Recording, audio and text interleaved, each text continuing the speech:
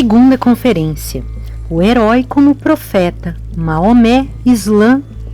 Aqui ele data sexta-feira, 8 de maio de 1840.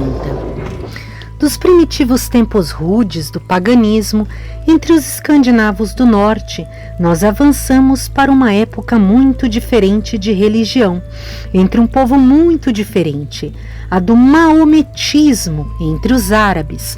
Uma grande mudança. Que mudança e progresso não se verifica aqui tanto na condição como nos pensamentos dos homens. O herói não é agora considerado como um deus entre os seus semelhantes, mas como uma pessoa inspirada por Deus, como um profeta. É a segunda fase do culto dos heróis. A primeira, ou mais antiga, podemos-lo dizer, desapareceu para não voltar. Na história do mundo não tornará a haver nenhum homem, por maior que seja, quem os seus semelhantes tomem por um deus. E até podemos racionalmente perguntar: pensou realmente alguma vez qualquer grupo de seres humanos que o homem que eles viam ali ao seu lado fosse um deus, o feitor deste mundo? Talvez não. Era geralmente algum homem de quem se lembravam ou tinham visto algum ser humano que tinham visto ou se lembravam. Mas nem isto pode voltar a acontecer. O grande homem não torna doravante a ser reconhecido como um deus. Foi um erro rude e grosseiro esse de tomar um grande homem, um grande ser humano, uma grande mulher por um deus. Todavia, deixem-nos dizer que é, em todos os tempos, difícil saber o que ele é ou como avaliá-lo e recebê-lo. E ainda assim a divindade está dentro do ser humano. A característica mais significativa da história de uma época é a maneira como ela acolhe um grande homem.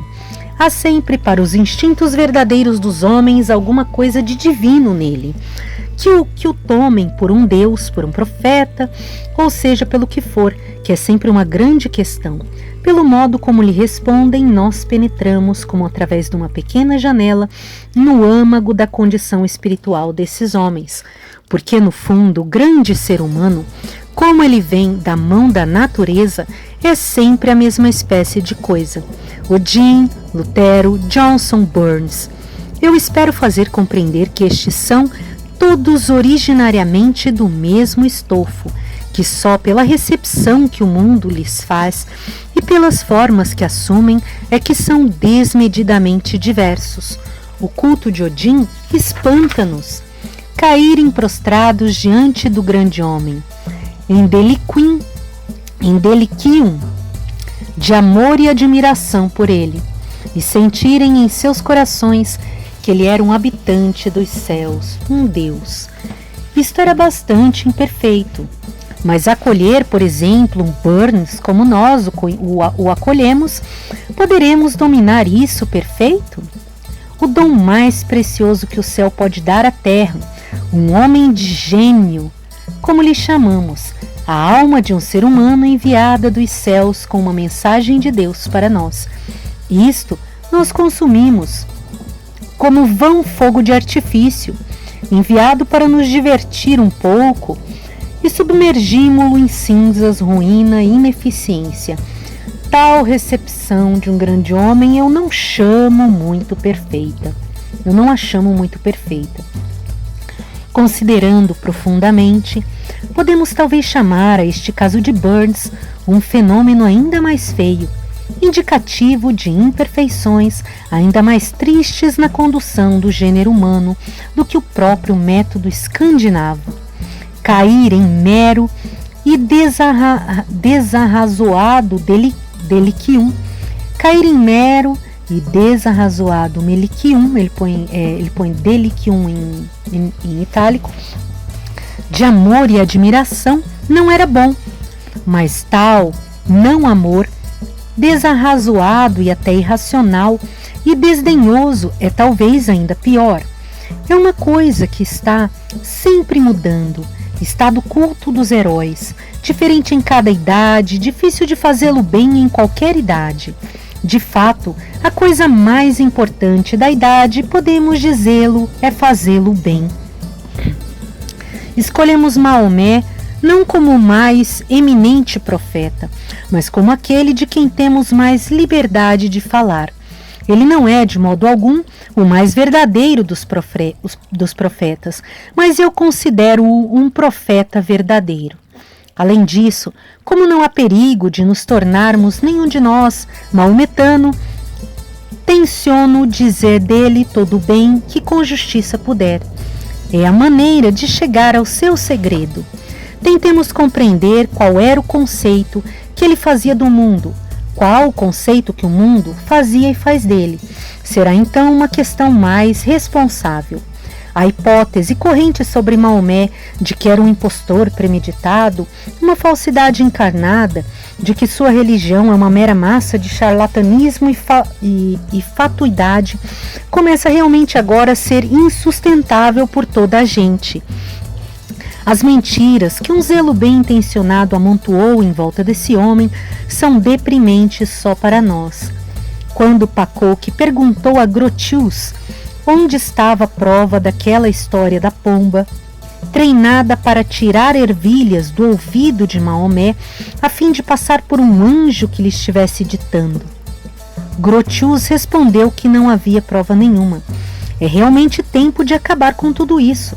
A palavra que este homem falou é há 1200 anos o guia de vida de 180 milhões de seres humanos. Estes 180 milhões foram feitos por Deus, assim como nós.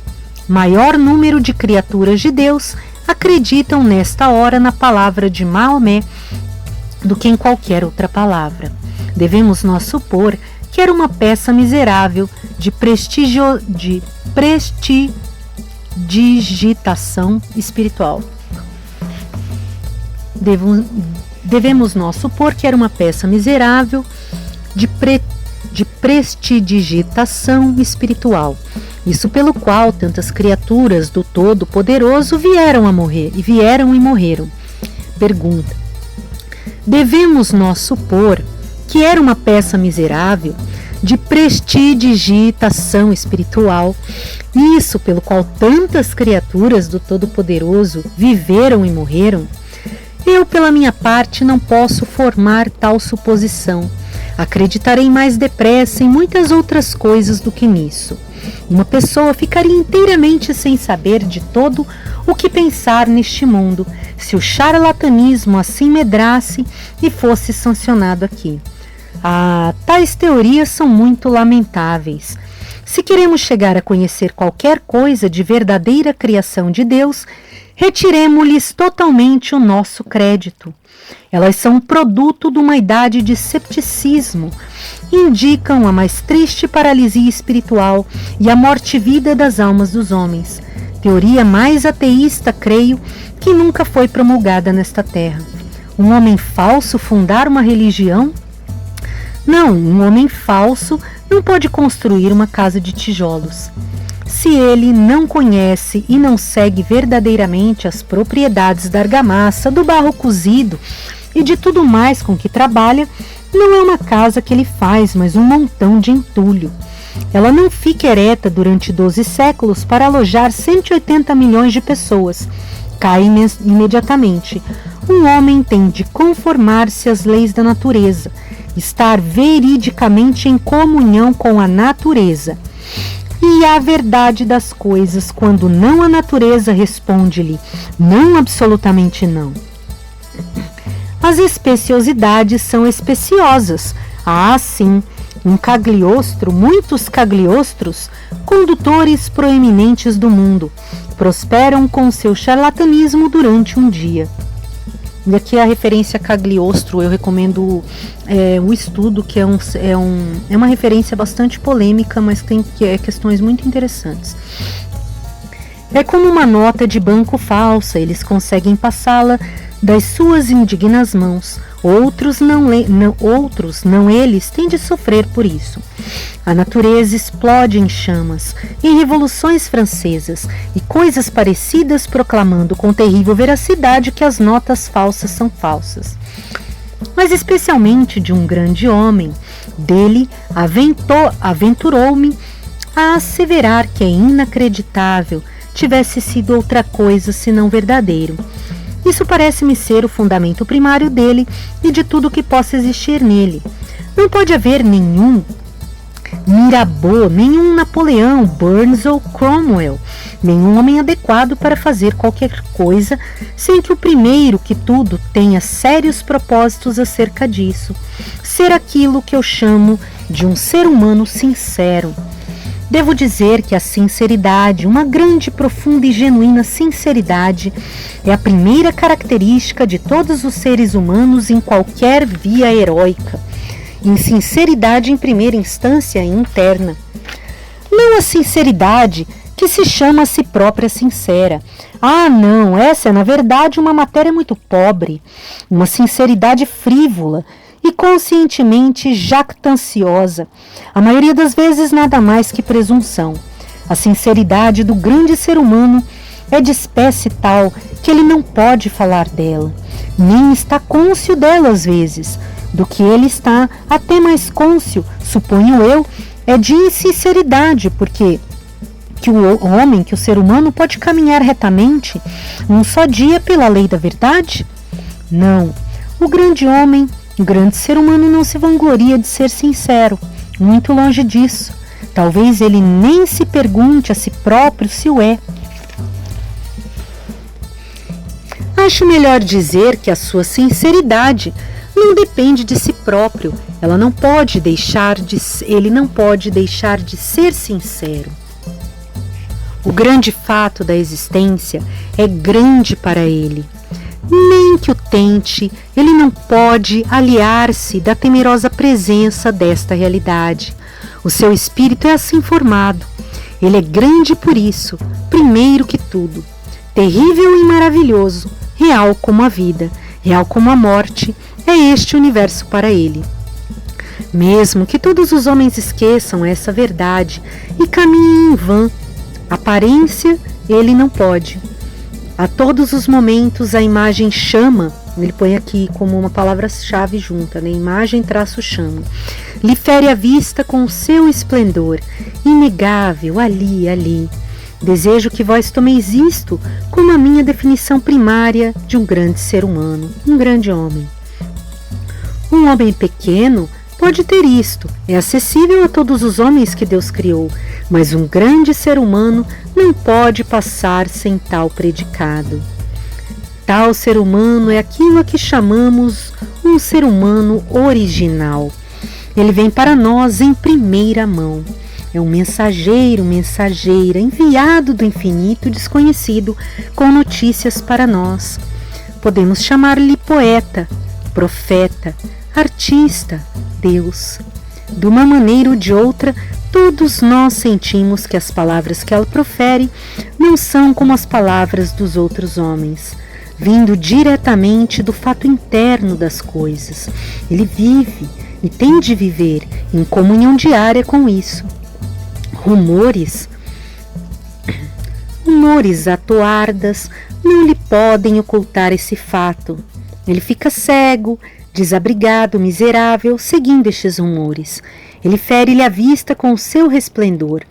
Realmente, as suas elocuções não são elas uma espécie de revelação, ele põe entre aspas.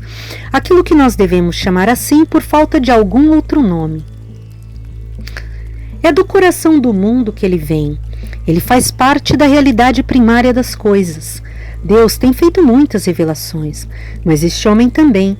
Não fez Deus a última e a mais recente de todas? A inspiração do Todo-Poderoso deu-lhe entendimento. Ele põe entre aspas, é uma citação. Precisamos, antes de tudo, escutá-lo. A este Maomé, não podemos, pois, de modo nenhum, considerá-lo uma inanidade e uma teatralidade, um pobre e consciente maquinador ambicioso. Não o podemos conceber assim. A rude mensagem que ele entregou era também uma mensagem verdadeira, uma voz sincera e confusa vinda das profundezas desconhecidas. As palavras do homem não eram falsas, nem as suas obras aqui embaixo. não era inanidade e simulacro, mas uma massa ardente de vida expelida do grande seio da própria natureza para inflamar o mundo. O Criador do mundo assim o tinha ordenado. Nem as faltas, imperfeições e até as insinceridades de Maomé, mesmo que estivessem bem provadas contra ele, podem contestar esse fato principal. Em geral, nós tomamos em demasia consideração as faltas. Ao esmiuçarmos os deslizes, ocultarmos o centro real da questão. Faltas? A maior das faltas, não trepido em dizê-lo, é não ter consciência de nenhuma. Acima de tudo, os leitores da Bíblia, penso eu, podem conhecer melhor quem é ali chamado o homem da conformidade com o próprio coração de Deus. Davi, o rei hebreu, tinha caído em bastante pecados, crimes dos mais negros, assassino. Não havia carência de pecados. E por isso os incrédulos escarnecem e perguntam: este o vosso homem que está de conformidade com o coração de Deus? Esse escárnio, devo dizê-lo, parece-me bastante frívolo. Que são as faltas, que são os detalhes exteriores de uma vida, se esquecermos o íntimo segredo dela, o remorso, as tentações, a verdadeira, muitas vezes frustrada e nunca terminada luta que ela sustentou. Não está no poder do homem que caminha dirigir os seus passos. Pergunta. De todos os atos, não é para o homem o arrependimento o mais divino? O maior pecado mortal, devo dizê-lo, é essa mesma consciência orgulhosa de não ter pecado,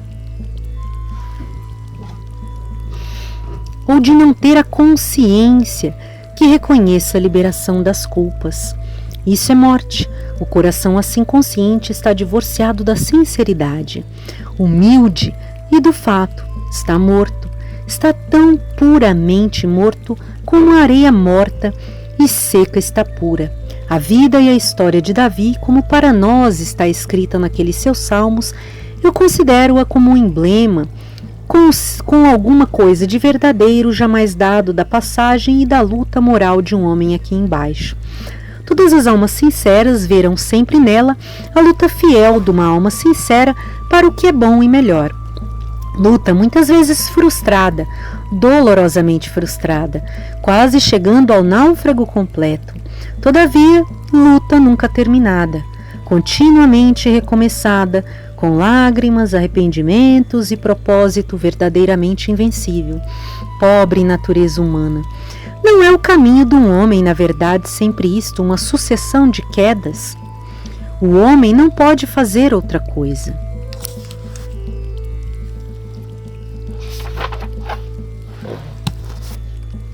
Neste bravio elemento de uma vida, ele se esforça para diante, agora caído, profundamente abatido e sempre com lágrimas, arrependimento e de coração a sangrar, tem de se erguer de novo, esforçar-se outra vez para adiante. Que a sua luta seja uma luta fiel e invencível. Isto é a questão das coisas. Devemos pôr de parte muitos detalhes tristes, se a sua alma é verdadeira. Os detalhes por si próprios nunca nos ensinam o que ela é. Creio que nós julgamos mal as faltas de Maomé, mesmo como faltas, mas o segredo dele nunca obteremos insistindo nisso. Deixaremos tudo isso atrás de nós e, certificando-nos de que ele visava uma coisa verdadeira, perguntemos candidamente o que ela era ou o que poderia ser. Estes árabes, no meio dos quais Maomé nasceu, são certamente um povo notável. O seu próprio país é notável, a habitação adequada para tal raça, abruptas e inacessíveis montanhas rochosas, grandes e desolados desertos, alternando com belas faixas de vegetação. Por toda a parte onde há água, há verdura, beleza, arbustos de bálsamo odorífero, tamareiras, árvores de incenso. Imaginai este vasto horizonte de areia, vazio, silente, como um mar de areia, dividindo os lugares habitáveis uns dos outros. Estamos ali, sozinhos, deixados a sós com o universo. De dia, um sol ardente, brilhando com irradiação intolerável. De noite, o grande e profundo céu com as suas estrelas. Tal país é próprio para uma raça de homens de mão pronta e coração profundo. Alguma coisa de muito frágil. Há alguma coisa de muito ágil, ativo, e todavia muito meditativo e entusiástico no caráter dos árabes.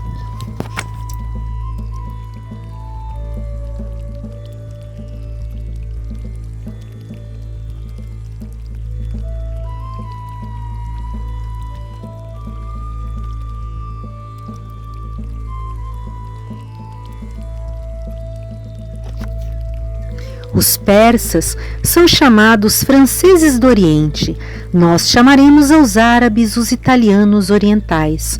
Um povo dotado de qualidades nobres, um povo de bravios e fortes sentimentos e de um domínio de ferro sobre estes, a característica da nobreza de espírito e de gênio. O indômito beduíno recebe o estrangeiro em sua tenda como quem tenha direito a tudo que está ali. Seja ele o seu pior inimigo, ele matará o seu potro para servir. Tratá-lo-á com sagrada hospitalidade durante 3 dias, pô-lo-á bem provido no seu caminho. E depois, por outra lei igualmente sagrada, matá-lo-á se puder. Não são um povo loquaz, antes taciturianos, mas eloquentes, impressionando quando falam. Uma espécie de homens sérios e verazes. São, como nós sabemos, de parentesco judaico, mas com essa terrível e intensa sinceridade dos judeus, eles parecem combinar algo de gracioso, brilhante, que não é judaico. Eles tinham jogos florais entre eles, antes do tempo de Maomé. Conta Sali que em Ocad, no sul da Arábia, havia feiras anuais e que ali, depois do negócio acabado, os poetas cantavam disputando prêmios e o povo rústico reunia-se a escutar. Uma qualidade judaica manifestam esses árabes, os colorário de muitas outras das mais altas qualidades, aquilo a que podemos chamar religiosidade. Desde épocas remotas, haviam sido zelosos adoradores, de acordo com as suas luzes. Adoravam as estrelas como sabeístas, adoravam muitos objetos naturais, reconheciam-nos como símbolos, manifestações imediatas do Criador da natureza. Estavam errados, mas não totalmente errados. Todas as obras de Deus são sempre, em certo sentido, símbolos de Deus. Não consideramos nós, como já disse ainda, um mérito o fato de se reconhecer certa significação imprecisa, beleza poética, como lhe chamamos em todos e quaisquer objetos naturais. Um homem, um ser humano, uma mulher é um poeta e é honrado por fazer isso, por falá-lo ou cantá-lo, uma espécie de adoração atenuada. Tinham muitos profetas estes árabes, mestres da sua tribo, cada um conforme as luzes que tinha. Mas, na verdade, não temos nós, desde remotos tempos, a mais nobre das provas, ainda palpável, e cada um de nós, de quanta devoção e nobreza de espírito demorava nessa gente rústica e meditativa? Os críticos bíblicos parecem concordar que o nosso livro de Jó foi escrito nessa região do mundo. Eu chamo-lhe, pondo de parte todas as teorias sobre ele, uma das coisas mais grandiosas jamais escritas com pena. Sentimos com efeito como se ele não fosse hebreu, uma universalidade tão nobre, diferente do nobre patriotismo ou sectarismo reina nele. Um livro nobre, o livro de todos os homens. É a nossa primeira e mais antiga definição do problema que nunca acaba. o destino do homem e as vias de Deus que o seguem na terra. E tudo em traços tão desembaraçados e fluentes, grandioso na sua sinceridade, na sua simplicidade, na sua épica melodia e no repouso de sua reconciliação. Há ali o olho vidente, o coração de entendimento suave, tão verdadeiro de todos os modos, verdadeira vista de olhos e visão para todas as coisas materiais não menos que as espirituais. Sobre o cavalo, cingiste o seu pescoço com o trovão? Ele ri-se do brandir da lança. Alegorias tão vivas nunca mais foram escritas. Dor sublime, sublime reconciliação, a mais antiga melodia coral vinda do coração da humanidade. Tão suave e tão grande, como a meia-noite do verão, como o mundo, com os mares e suas estrelas. Não há nada escrito, creio eu, na Bíblia ou fora dela, de igual mérito literário.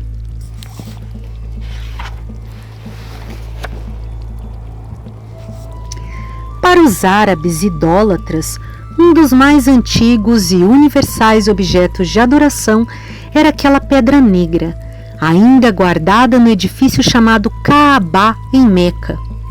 Diodoro Sículos menciona esta Kaabá numa maneira que não admite dúvida, como o templo mais antigo e mais venerado de seu tempo, isto é, meio século antes de nossa era. Silvestre de Saci diz que há possibilidade de a pedra negra ser um aerólito. Nesse caso, algum homem a podia ter visto cair do céu. Está agora ao lado da fonte Zanzem, e a Kaabá acha-se construída sobre ambas. Uma fonte é em todos os lugares uma coisa bela e prazenteira, jorrando água como vida da terra dura, e ainda mais naquelas regiões quentes e secas onde é primeira condição da existência. A fonte Zanzem deriva o seu nome do som borbulhante das águas, Zen, Zen. Eles creem que a fonte que Agar encontrou com seu pequeno Ismael no deserto. O aerólito e elas são sagrados agora e tiveram uma Kaabá sobre eles durante milhares de anos. Um curioso objeto essa Kaabá. Ali se ergue ela ainda nesta hora, com a cobertura de pano preto que o sultão lhe manda anualmente, de 27 côvados de altura, com duplo circuito de colunas, confiadas de lâmpadas entrelaçadas e esquisitos ornamentos. As lâmpadas serão de novo acesas esta noite para cintilar sobre as estrelas. Um autêntico fragmento do passado mais remoto. É a Queblá de todo muçulmano, escreve Keblah. É a Queblá de todo muçulmano. De Delhi até Marrocos, os olhos dos inumeráveis homens que oram voltam-se para ela. Hoje e todos os dias, um dos mais notáveis centros de habitação dos homens. Foi devido à sagração ligada a esta pedra da Kaabá e à fonte de Agar, a peregrinação de todas as tribos de árabes para ali, que Meca surgiu como cidade. Uma grande cidade outrora, mas muito decaída hoje. Não tem condições naturais para uma cidade. Fica num recôncavo, arenoso, no meio das colinas nuas e estéreis distantes do mar. As suas provisões, até o próprio pão, têm de ser importadas. Mas como tantos peregrinos precisam de alojamento, todos os lugares de peregrinação se tornam desde o princípio lugares de comércio. No primeiro dia em que se reúnem peregrinos, também se reúnem comerciantes, onde os homens se congregam para um objetivo. Eles verificam que podem realizar outros objetivos que resultam dessa congregação. Meca tornou-se a feira de toda a Arábia.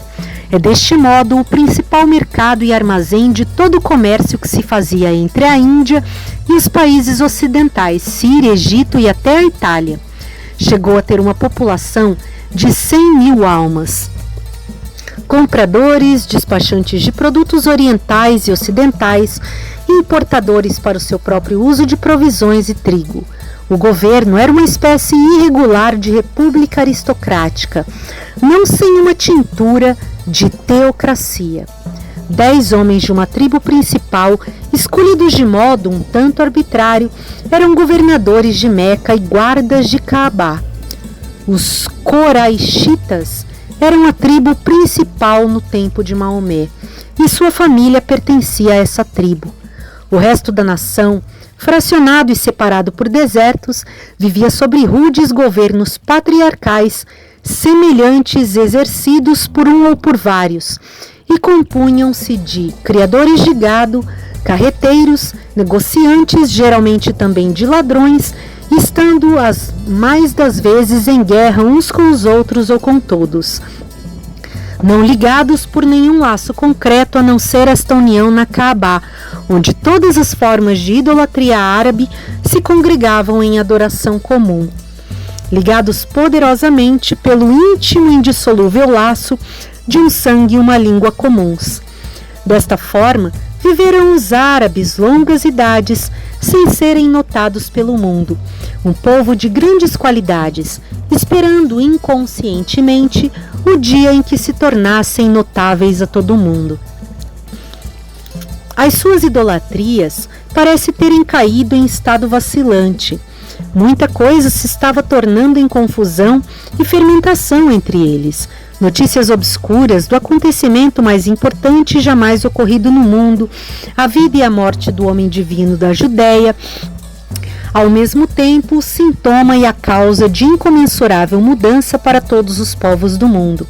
Haviam, no decurso de séculos, chegado também à Arábia, e não podia de si próprias deixar de produzir ali fermentação. Foi entre este povo árabe que tais circunstâncias, no ano 570 de nossa era, que o homem Maomé nasceu. Era da família de Hasrim, da tribo dos Coraixitas, como dissemos.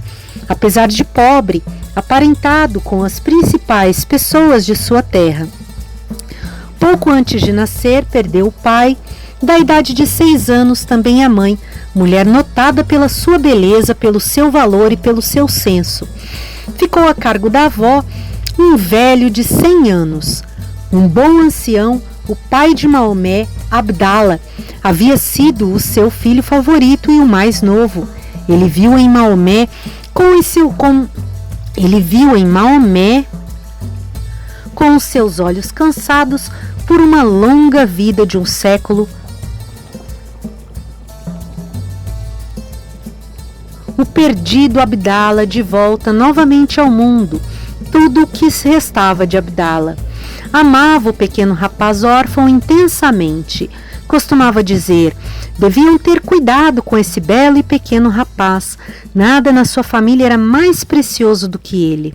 Ao morrer, tinha o rapaz apenas 2 anos. Deixou-o a cargo de Abu Talib, o mais idoso dos tios, por este ser agora o chefe da casa. Por este tio, um homem justo e racional, como tudo indica, foi Maomé educado na melhor maneira árabe. Maomé, quando cresceu, começou a acompanhar seu tio em viagens de negócios e outras que tais. Aos 18 anos, segue seu tio como combatente para a guerra, mas talvez o mais significativo de todas as suas viagens é aquela que vemos referida como se tendo realizado alguns anos antes, uma viagem às férias da Síria. O rapaz entrou aqui pela primeira vez em contato com um mundo totalmente estrangeiro, com um elemento estrangeiro de enorme importância para ele, a religião cristã. Não sei que valor dar à história daquele Sérgio, o Nestoriano, com quem se diz que Abu Talib e ele se alojaram, ou como poderia qualquer monge ter ensinado uma criatura ainda tão jovem. É bastante provável que haja grande exagero nisto do monge nestoriano. Maomé tinha apenas 14 anos, não sabia outra língua senão a sua. Muito do que havia na Síria devia ter sido estranho e ininteligível para ele. mas os olhos do rapaz estavam abertos e sem dúvida que colheu relances de muitas coisas que se lhe apresentavam ainda enigmáticas, mas que um dia haviam de amadurecer de modo estranho em visões, em crenças e em intuições. Essas viagens à Síria foram provavelmente o começo de muita coisa para Maomé. Outra circunstância não devemos esquecer que ele não teve ensino escolar, daquilo que chamamos ensino escolar absolutamente nenhum. A arte de escrever acabava apenas de ser introduzida na Arábia. Parece ser verdade que Maomé nunca soube escrever. A vida no deserto, com as suas experiências, foi toda a sua educação. O que deste infinito universo ele, do seu lugar obscuro, com os seus próprios olhos e pensamentos podia aprender foi isso, tanto e não mais, tudo o que conheceu. Curioso se nisso refletirmos, isso de não ter livros, a não ser pelo que podia ver por si próprio ou ouvir pelo rumor incerto no obscuro deserto árabe, ele nada podia saber. A sabedoria que tinha existido antes dele, ou distante dele no mundo, valia de certo modo para ele, como se não tivesse existido. Das grandes almas irmãs, faróis projetados sobre tantas terras e épocas, nenhuma comunica diretamente com esta grande alma. Ele está sozinho ali, no mais profundo seio do deserto. Tem de crescer ali desta maneira, sozinho com a natureza e seus próprios pensamentos. Mas desde idade precoce, tinha sido notado como homem dado à meditação. Os seus companheiros chamavam-lhe de Al-Amin, o fiel, um homem de verdade e fidelidade, verdadeiro no que fazia, no que falava e pensava. Notavam que o que ele dizia significava sempre alguma coisa, um homem um tanto taciturno de fala, silente quando não havia nada para dizer, mas oportuno, sábio e sincero quando falava, lançando sempre luz sobre o assunto. Esta é a única espécie de fala digna de se falar. Pela vida adiante, encontramo-lo considerado como um homem inteiramente sólido, fraternal e genuíno, um caráter sério, sincero, todavia amável, cordial, sociável e até jacoso, com um bom riso dentro dele. Há homens cujo riso é tão falso como tudo que há neles, que não sabem rir. Falam da beleza de Maomé, o seu belo rosto, honesto e sagaz, sua tez morena e rosada, seus olhos negros brilhantes. Agrada-me tanto aquela veia da testa que entumecida de negro quando ele se encolerizava, como a veia ferradura no Redgauntlet de Scott. Era uma espécie de traço da família Hasrim. Não sei se é Hashim ou Hasrim, escreve H-A-S-H-I-M, Hashim. Esta veia que entumecia de negro na testa, Maomé tinha proeminente como parece. Um homem espontâneo, apaixonado, todavia justo e visando sempre a verdade, cheio de aptidão, rude, fogo e luz, de valor rude, inteiramente sem cultura, executando a sua tarefa divina nas profundezas do deserto ali, como foi colocado em casa de Cádia, uma viúva rica, como feitor e viajou em negócios dela, outra vez para as feiras da Síria, como geriu tudo, como se pôde bem compreender, com fidelidade e tino, como a gratidão dela, como a simpatia por ele cresceu. A história do seu casamento, como nos foi contada pelos autores árabes, explica-nos inteiramente. Ele tinha 25 anos, ela 40, se bem que ainda bela. Ele parece ter vivido de uma maneira afetuosa, pacífica, benéfica, com a esposa, sua benfeitora, amando-a verdadeiramente e a ela só. Depõe muito contra a acusação de impostor o fato de ele ter vivido esta maneira inteiramente irrepreensível, inteiramente pacífica e regular, até ter terminado o verdor dos seus anos. Aos 40, ainda não havia falado em nenhuma missão do céu, todas as suas irregularidades, reais ou supostas, datam depois dos 50 anos, quando a boa Khadija já morreu.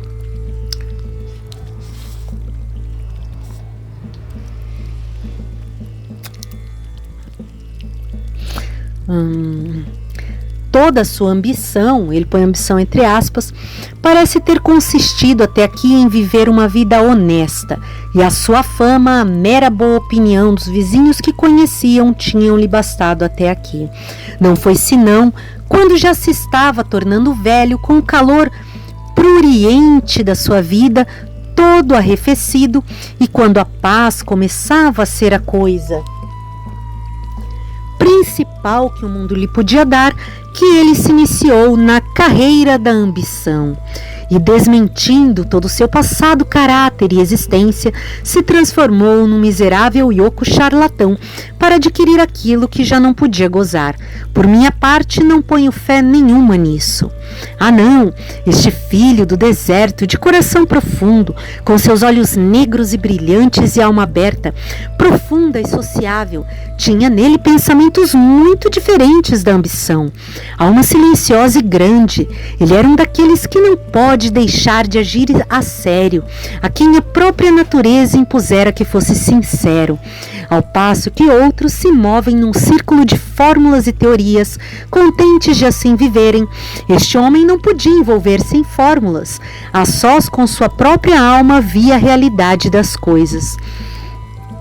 O grande mistério da existência deslumbra-o com os seus terrores, com os seus esplendores. Não há teorias que lhe possam ocultar este fato inexplicável. Eu estou aqui. Tal sinceridade, como lhe chamamos, tem em todas as suas facetas algo divino. A palavra de tal homem é uma voz que vem diretamente do próprio coração da natureza. Os homens devem escutar essa voz e nada mais. Tudo mais é vento em comparação. Desde há muito, milhares de pensamentos tinham assediado este homem nas suas viagens e peregrinações. Quem sou eu? Quem sou eu? Quem sou eu?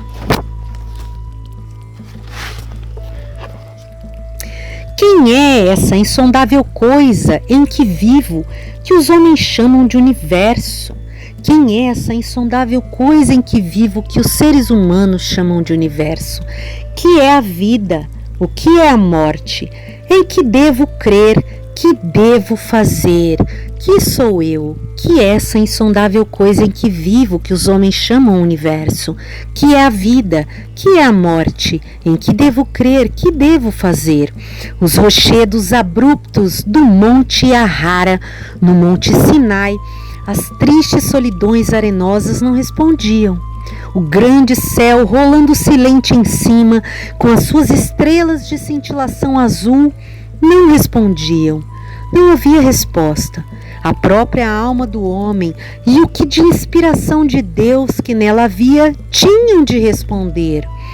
É a coisa que todos os seres humanos têm de perguntar a si próprios, que nós temos também de perguntar e responder. Este homem rude sentia que isto era de infinita importância. Todas as outras coisas de importância absolutamente nenhuma em comparação.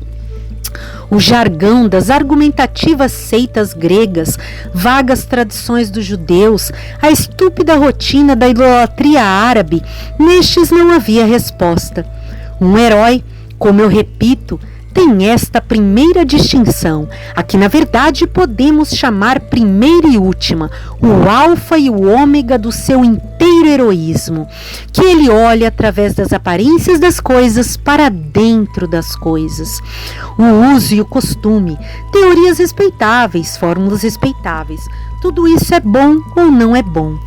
Há alguma coisa para trás e para além de tudo isso, com a qual tudo isso deve corresponder, ser a sua imagem ou então são idolatrias, pedaços de madeira preta pretendendo ser Deus, mas para a alma séria, uma zombaria e uma abominação.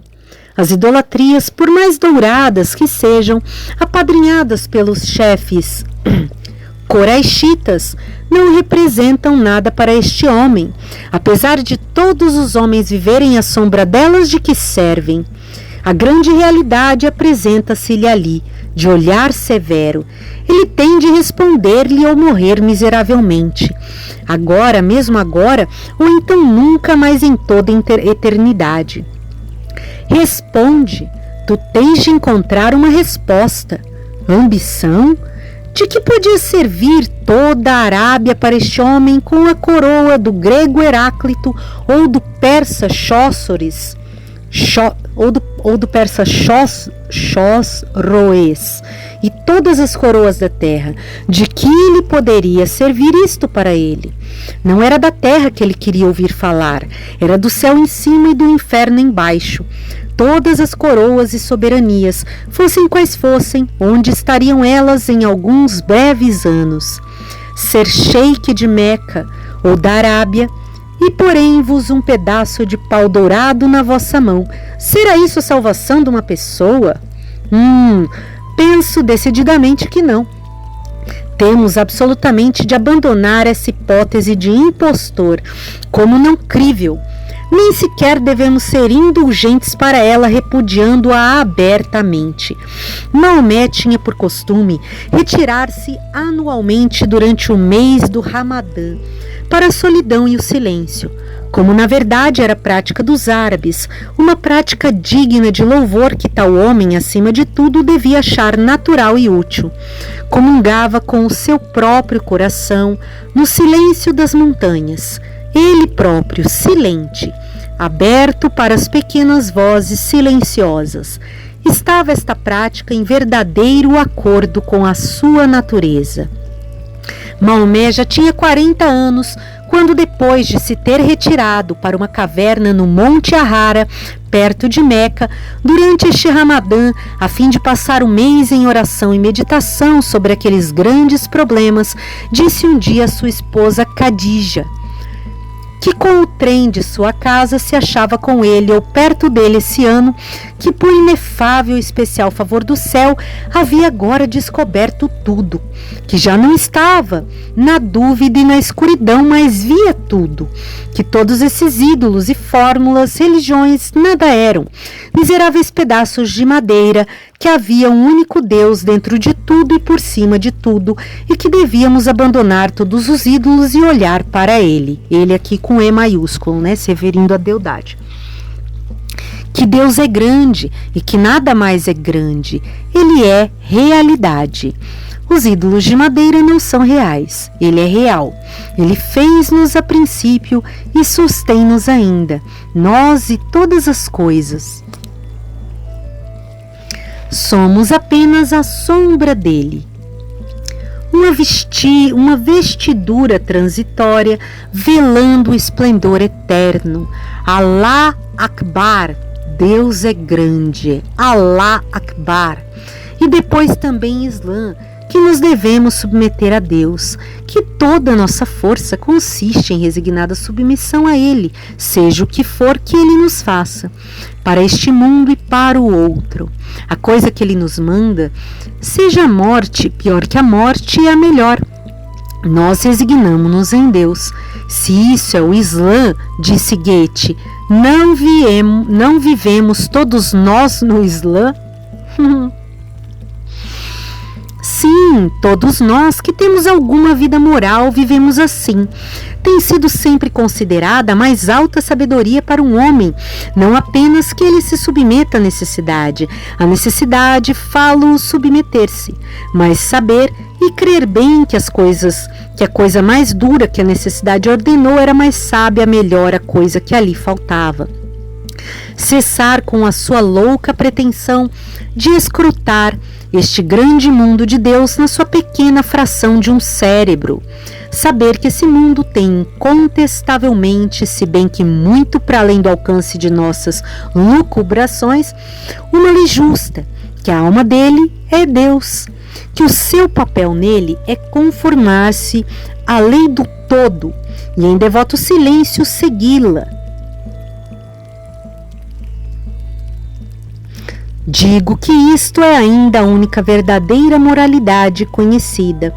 Um homem é justo e invencível, virtuoso, e na estrada que o leva à vitória segura, precisamente enquanto se identifica com a grande e profunda lei do mundo, a despeito de todas as leis superficiais, aparências temporais, calculações de lucros e perdas, ele é vitorioso enquanto coopera com a grande lei central, não vitorioso de outra forma. E certamente a sua primeira oportunidade de cooperar com ela ou de lhe seguir o curso é saber com toda a sua alma que ela existe, que é boa e só ela é boa. Isso é a alma do Islã, é verdadeiramente a alma do cristianismo, porque o Islã é definível como uma forma confusa do cristianismo. Se não tivesse existido o cristianismo, ele não teria existido. O cristianismo também nos manda, antes de tudo, sermos resignados a Deus. Não devemos tomar conselhos com a carne e o sangue, dar ouvidos a vãos sofismas, a dores e desejos vãos. Devemos saber que não sabemos nada, que o pior e o mais cruel a nossos olhos não é aquilo que parece, que temos de receber tudo o que nos acontece como mandado pelo Deus em cima e dizer: é bom e justo, Deus é grande. Mesmo que ele me mate, confiarei nele. O Islã significa, a seu modo, negação do eu, aniquilamento do eu. Esta é ainda a mais alta sabedoria que o céu revelou à nossa terra. Foi tal luz que veio, da maneira que pôde iluminar a treva desta inculta alma árabe. Discernimento no eu. Um esplendor de um deslumbramento confuso, como da vida e céu, na grande escuridão que ameaçava ser morte. Ele chamou a isto revelação, e o anjo Gabriel. Qual de nós sabe ainda agora como lhe chamar? É a inspiração do Todo-Poderoso que nos dá entendimento. Saber penetrar na verdade de qualquer coisa é sempre um ato místico, do qual a melhor lógica pode apenas tagarelar superficialmente.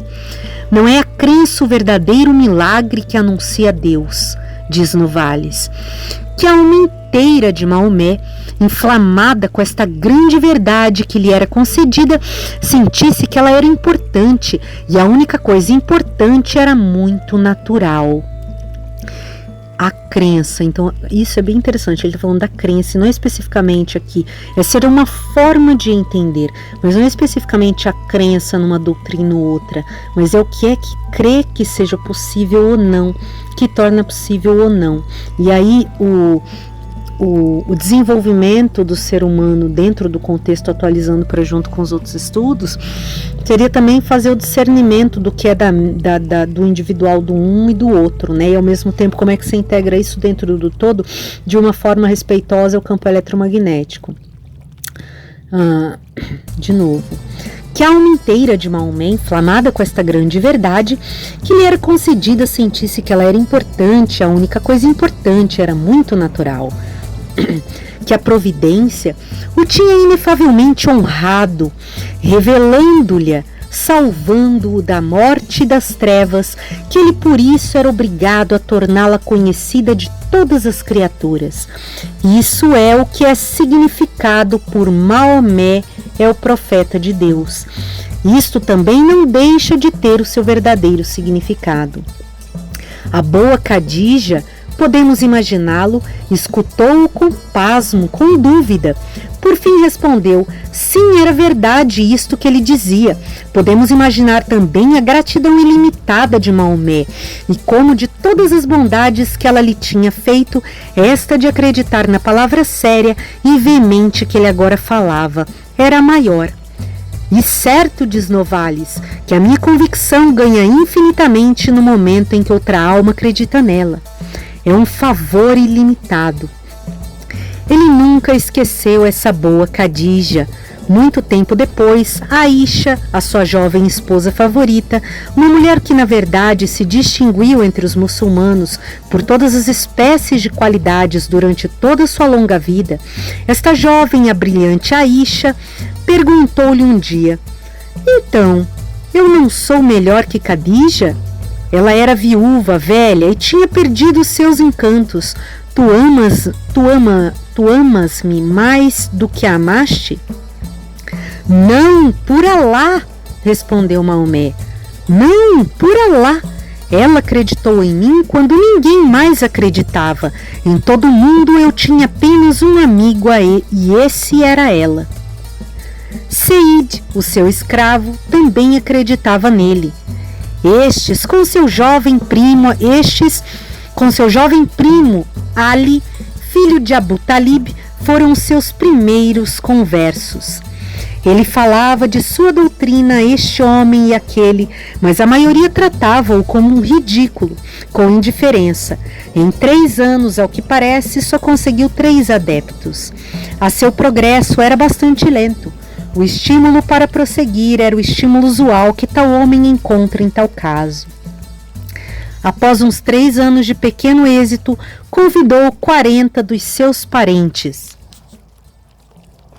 de mais categoria para um festim, e ali ergueu-se e disse-lhes qual era a sua pretensão, que tinha esta coisa para proclamar a todos os homens, que era a mais alta coisa, a única coisa, qual deles o queria secundar nisso? No meio da dúvida e do silêncio de todos, o jovem Ali, ainda rapaz de 16 anos, impaciente com o silêncio, levanta-se e exclama em linguagem ardente e apaixonada: que queira ele! A assembleia entre a qual estava Abu Talib, pai de Ali, não podia ser hostil a Maomé. Todavia, a presença ali de um homem idoso e iletrado a decidir, com um rapaz de 16 anos, um empreendimento contra toda a humanidade, pareceu-lhes ridícula, e a assembleia descambou em gargalhada. Não obstante, verificou-se que não era assunto de risota. Era uma coisa muito séria. Quanto a este jovem Ali, não se pode deixar de gostar dele. Uma criatura de espírito nobre, como ele próprio mostra agora e sempre ao depois cheio de afeição, de audácia fogosa. Há nele algo de cavalheiresco, bravo como um leão, todavia uma graça, uma verdade e uma afeição dignas de cavalaria cristã. Morreu assassinado na mesquita de Bagdá, uma morte ocasionada pela sua generosa lealdade e confiança na lealdade dos outros. Disse que se a ferida não produzisse a morte, deviam perdoar ao assassino, mas se produzisse, deviam matá-lo imediatamente, para que assim eles ambos pudessem aparecer na mesma hora diante de Deus e ver qual dos lados da questão era o lado justo. Maomé, naturalmente, deu ofensa aos coraxitas, guardas de Kaabá, superintendentes dos ídolos. 1 ou 2 homens de influência tinham se lhe juntado. A coisa espalhava-se lentamente, mas iam se espalhando. Naturalmente, ele deu ofensa a toda a gente. Quem é esse que pretende ser mais sábio que todos nós, que nos repreende a todos nós como meros parvos e adoradores de madeira? Abu Talib, o bom tio, falou com ele. Não podia ele ficar calado acerca de tudo isso, crer em tudo isso para si próprio, sem andar a apoquentar os outros, irritar os homens de influência, pôr-se em perigo a si e a todos. Maomé respondeu: se o sol estivesse à sua mão direita e a lua à sua esquerda, mandando-o calar, ele não lhes poderia obedecer. Não, havia algo nesta verdade que tinha recebido, que era da própria natureza, igual em categoria ao sol ou à lua, ou a qualquer outra coisa que a natureza tivesse feito. Ela falaria por si própria ali, enquanto o Todo-Poderoso permitisse, a despeito do sol e da lua e de todos os coraxitas e de todos os homens e coisas. Ele tinha de fazer isto e não podia fazer outra coisa. Maomé respondeu assim e, segundo dizem, desatou a chorar. Desatou a chorar. Ele sentia que Abu Talib era bom para ele, que a tarefa que tinha de executar não era suave, mas dura e grande.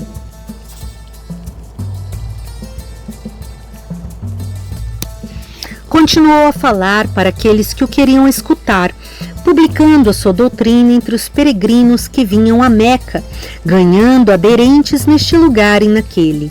Sofreu continuamente contradições, ódio, perigo aberto e secreto. Os seus poderosos parentes protegiam a pessoa de Maomé, mas daí a pouco todos os adeptos tinham a conselho seu de abandonar Meca e procurar refúgio na Abissínia, por mar. Os coraxitas irritavam-se cada vez mais, urdiam ciladas e juravam solenemente entre eles matar Maomé por suas próprias mãos.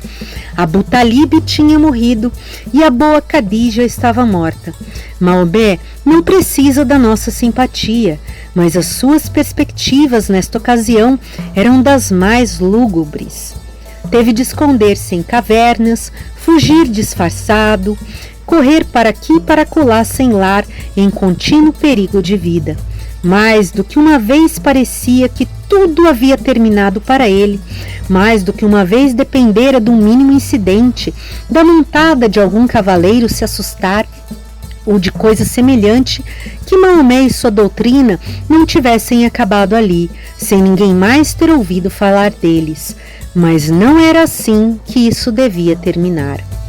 No 13º ano da sua missão, encontrando seus inimigos todos coligados contra si, 40 homens ajuramentados, cada um da sua tribo à espera de lhe tirarem a vida e sem possibilidade de continuar por mais tempo em Meca, Maomé fugiu para o lugar então chamado Yatreb, onde tinha adquirido alguns adeptos. Esse lugar é aquele que agora chamam Medina, ou Medina al-Naib, a cidade do profeta.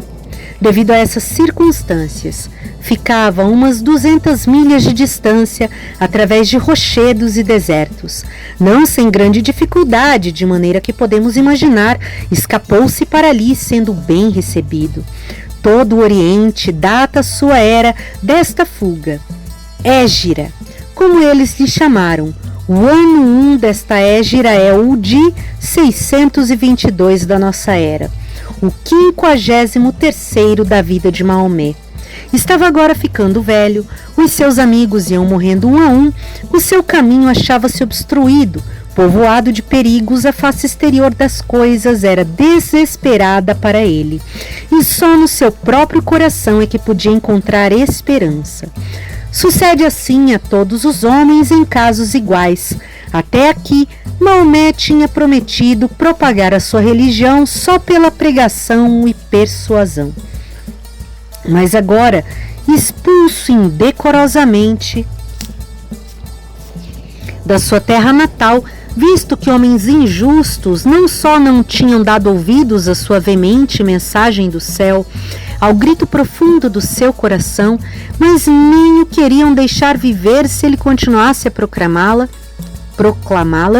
o rude filho do deserto resolveu defender-se a si próprio, como homem e como árabe. Se os coraxitas o querem assim, assim o tenham.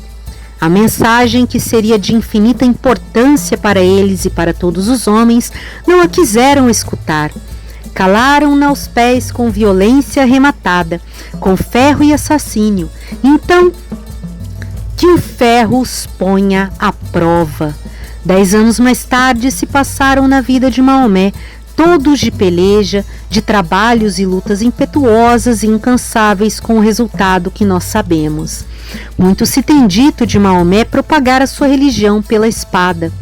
Sem dúvida que é muito mais nobre aquilo de que nós orgulhamos, de a religião cristã ter se propagado pacificamente por meio da pregação e do convencimento, o que aqui está constando no livro, mas que a gente sabe que é uma mentira, né, gente?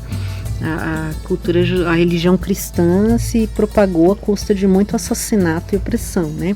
Então, recomendação da leitura disso e de depois buscar um livro que possa buscar um caminho mais positivo para abstrair a positividade dessa cultura.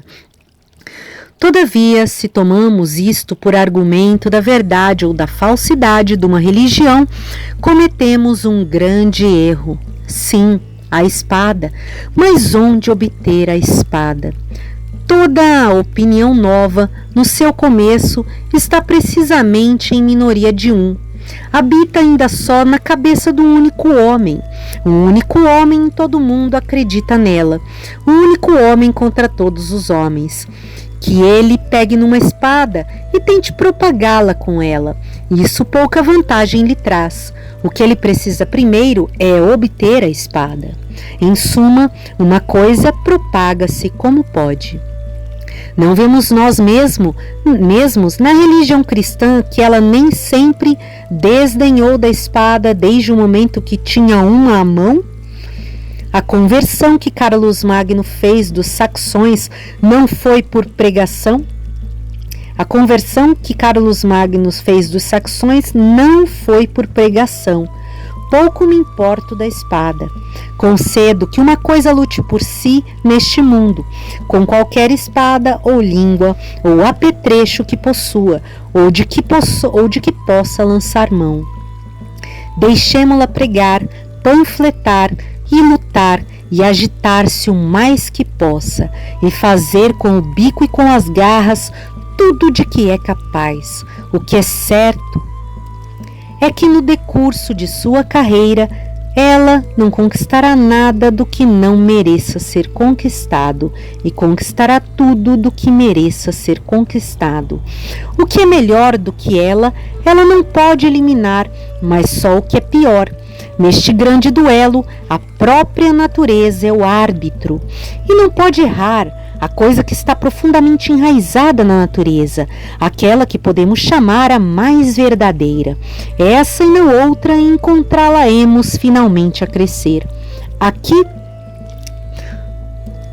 porém, em referência a muitas circunstâncias que há na vida de Maomé e no seu êxito, devemos lembrar que árbitro a natureza é que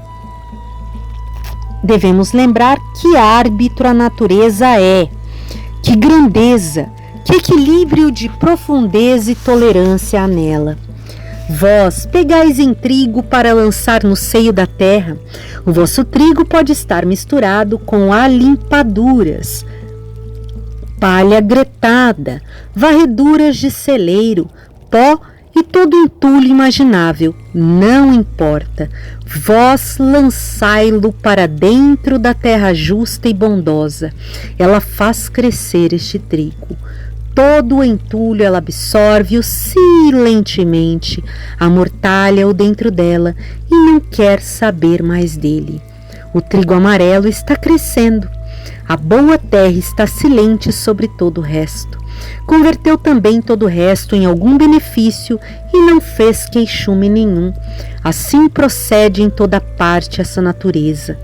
Ela é verdadeira e não uma mentira, e tão grande, tão justa e maternal na sua verdade. Ela quer de uma coisa apenas que seja genuína de coração. Ela protege-a se for assim, não a protege se não for. Há uma alma de verdade em todas as coisas e que ela tem sempre dado guarida. Ah, não é essa história de todas as verdades mais altas que vêm ou alguma vez vieram ao mundo? O corpo de todas elas é imperfeição, um elemento de luz dentro da escuridão. Para nós, elas têm de vir incorporadas em mera lógica, em algum teorema do universo meramente científico, o qual não pode ser completo e que não pode deixar de ser achado um dia incompleto, errôneo e assim morrer e desaparecer.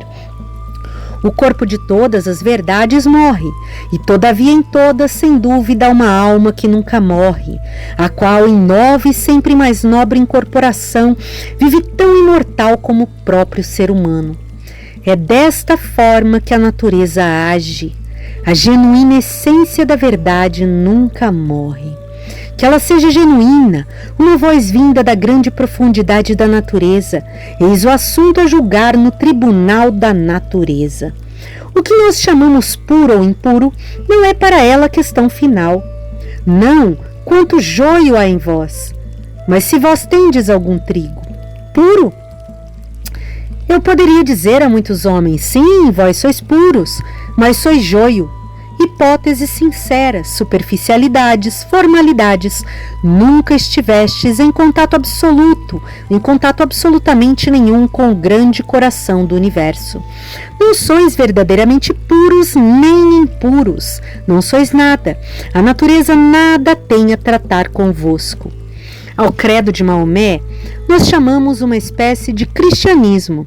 E realmente, se olharmos para a rude e arrebatada sinceridade com que foi acreditado e sentido, devo dizer que é uma espécie melhor que a daquelas miseráveis seitas sírias com as suas vãs disputas acerca de homoiousions e homoousion, com a cabeça cheia de coisas sem valor e o coração vazio e morto. A verdade dele está incrustada em portentosos erros e falsidades, mas é a verdade dele que o faz ser acreditado. Não as falsidades. O êxito deve-o à sua verdade, uma espécie bastarda de cristianismo, mas uma espécie viva, com vida palpitante nele, não meramente lógica, morta, oca ou estéril. Abstraindo de todo aquele entulho de idolatrias árabes, teologias argumentativas, tradições, sutilezas, rumores e hipóteses de gregos e judeus, com a sua casuística oca. Este bravio filho do deserto, com a sua grande visão natural e cintilante, penetrou na essência da matéria. A idolatria é nada. Estes ídolos de pau vossos, vós os esfregais com óleo e cera, e as moscas colam-se a eles. São paus, é o que vos digo. Eles nada podem fazer por vós. São uma ficção, blasfema, impotente. Só Deus existe, só Deus tem poder. Ele criou-nos, Ele pode matar-nos e conservar-nos vivos. Alá Akbar. Deus é grande. Compreendei que a sua vontade é a melhor bem para vós, que por mais dolorosa que seja a carne e o sangue, achareis que é mais sábia, a melhor. Sois obrigados a considerá-la assim neste mundo e no outro, não tendes outra coisa a fazer. E agora, se estes homens bravios e idólatras acreditaram nesta doutrina e com os seus corações fogosos a aceitaram para praticar, fosse em que forma fosse que ela lhes chegou, eu digo que ela era bem digna de ser acreditada. Numa forma ou noutra, eu digo que ainda a única coisa digna de ser acreditada por todos os homens. Por ela, o homem torna-se o alto sacerdote deste templo de um mundo.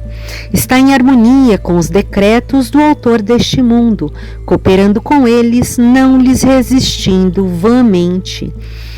Não conheço até hoje melhor definição do dever que esta mesma. Tudo que é justo se inclui neste preceito de cooperar com a real tendência do mundo. Se fordes bem-sucedido nisto, a tendência do mundo será sempre bem-sucedida. Sois bons e estais no caminho verdadeiro. O homoiousion e o homousion vã disputa lógica. Então, ou antes ou em qualquer tempo, pode esfalfar-se em disputas e ir para onde e como quiser. Isto é coisa que isto, tudo luta por significar, se quer significar alguma coisa. Se não consegue significar isto, não significa nada. Não que abstrações, proposições de lógica sejam expressas correta ou incorretamente, mas que os filhos vivos de Adão tomem isto a peito. Este é o ponto importante. O Islã devorou todas essas seitas disputativas. Eu penso que andou bem em fazê-lo. Ele era uma realidade, vinda mais uma vez diretamente do grande coração da natureza. As idolatrias árabes, as fórmulas sírias, tudo que não era igualmente real teve de consumir-se em chamas, mero combustível morto em vários sentidos para isto que era fogo. Foi durante estas lutas bravias, especialmente depois da fuga de Meca, que Maomé ditou os intervalos do seu livro sagrado, a que chamam Corão ou leitura. Leitura significa coisa para ser lida. Esta é obra a que ele e seus discípulos deram tanto valor, perguntando a todo o mundo: não é isto um milagre? Os maometanos prestam ao seu Corão uma referência que poucos cristãos concedem à sua Bíblia. É admito em toda a parte como o padrão da lei e de todas as práticas, a coisa que deve ser o guia na especulação e na vida, a mensagem enviada diretamente do céu, a qual esta terra tem de conformar-se e obedecer, a coisa para ser lida. Os seus juízes decidem por ele. Todo muçulmano é obrigado a estudá-lo, procurar nele pela luz da sua vida. Tem mesquitas onde é lido diariamente, 30 turmas de sacerdotes tomam-no em sucessão, lendo-o inteiro todos os dias. Ali, durante 1200 anos, a voz deste livro tem continuado a soar, em todos os momentos, através dos ouvidos e dos corações de tantos homens. Sabemos de doutores maometanos que o leram 70.000 vezes. Muito curioso se uma pessoa procura discrepâncias de gosto nacional. Eis aqui certamente o mais eminente exemplo disso. Nós também podemos ler o Corão. A nossa tradução dele por Salih é conhecida como muito correta. Mas devo dizer que é a leitura mais enfadonha que jamais empreendi. Uma embrulhada confusa e entediante, tosca, mal amanhada. Repetições constantes, grande prolixidade, emaranhamento, insuportável estupidez em suma. Nada a não ser obrigação erudita pode levar qualquer europeu a percorrer todo o Corão. Lemo-lo no Departamento dos Arquivos do Estado. Podemos compulsar ilegíveis massas de documentos velhos e bolorentos a fim de tentar obter alguns traços da vida de um homem notável. É verdade que agimos sob certas desvantagens. Os árabes veem mais método nele do que nós. Os adeptos de Maomé encontraram o Corão todo em fragmentos, como tinha sido escrito na sua primeira promulgação.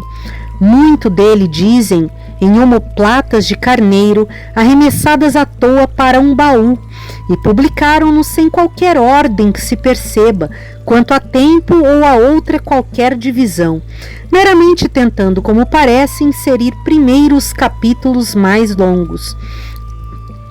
O verdadeiro princípio fica desse modo quase no fim, porque as partes primeiro escritas são as mais curtas. Lido na sua sequência histórica, talvez não fosse tão mal. Muito do seu conteúdo, dizem, é rítmico, uma espécie de rude canto sálmico no original. Isso pode ser uma grande faceta, talvez muito também se tenha perdido na tradução. Todavia, em todas as concessões, achamos difícil compreender como qualquer mortal tenha jamais podido considerar este Corão como um livro escrito no céu, muito bom para a terra, como um livro bem escrito ou mesmo como um livro, e não como uma rapsódia destrambelhada, escrito, se assim se pode chamar, tão mal como talvez nenhum livro jamais o fosse. E ficamos por aqui a respeito das discrepâncias nacionais e do padrão do gosto. Todavia, devo dizer que não é inteiramente incompreensível que os árabes o amem tanto, uma vez que ponhamos este imbróglio confuso do Corão fora de nossas mãos e o tenhamos atrás de nós à distância, o tipo essencial dele começa a revelar-se. E nisso existe um mérito muito diferente do mérito literário. Se um livro procede do coração, ele conseguirá atingir outros corações. Toda a arte, toda a literatura pouco importam para isso. Dever-se-ia dizer que a característica primária do coração é a sua genuinidade, inamarrável, a de ser um bona fide livro. Bem sei que Prideaux, escreve P-R-I-D-E-A-U-X, Prideaux, bem sei que Prideaux e outros o representaram como um mero amontoado de imposturas, capítulo após capítulo feito para desculpar e colorir os sucessivos pecados do autor, favorecer as suas ambições e charlatanices, mas é realmente tempo de pôr de parte tudo isso. Eu não assevero que Maomé fosse continuamente sincero. Quem é continuamente sincero? Mas confesso que não sei o que dizer de crítico que nestes tempos ousa acusá-lo de falsidade premeditada, de falsidade consciente em geral ou talvez em absoluto. Ainda mais de viver num mero elemento de falsidades consciente e de escrever este Corão como um falsificador e um impostor teria escrito. Todo homem cândido lerá, creio eu, o Corão de modo muito diferente. É o fermento confuso de uma grande alma humana rude não ensinada, que nem sequer sabe ler, mas fervorosa, séria, lutando veementemente para se exprimir por palavras, com uma espécie de intensidade ansiosa. Ele esforça-se por se exprimir, os pensamentos amontoam-se sobre ele em caixão. Pela própria multidão de coisas para dizer, não consegue dizer nada. O sentido do que quer significa não se modela em nenhuma forma de composição. Não está expresso em sequência, método ou coerência. Não estão de modo algum modelados estes seus pensamentos. São lançados disformes, como ali se vêem a lutar e tropeçar no seu estado inarticulado e caótico. Nós dissemos estúpido. Todavia, a estupidez natural não é de maneira nenhuma a característica do livro de Maomé. É antes incultura natural. O homem não estudou a arte de falar. Na pressa e no aperto das lutas contínuas, não teve tempo de se amadurecer para o discurso. A pressa ofegante, a veemência de um homem que luta no fragor da batalha por via, a salvação, eis o humor em que ele estava.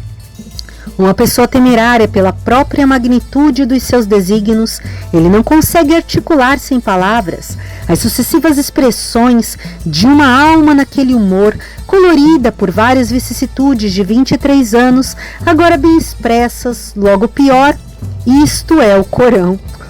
Devemos, pois, considerar Maomé, através desses 23 anos, como centro de um mundo inteiramente em conflito.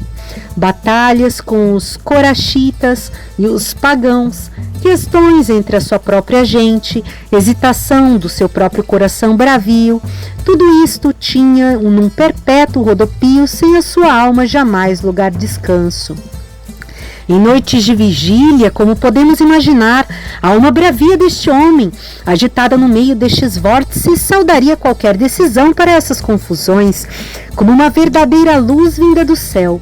Qualquer decisão do seu espírito, tão abençoada e indispensável para ele em tais circunstâncias, parecer-lhe-ia a inspiração de um Gabriel, de um anjo.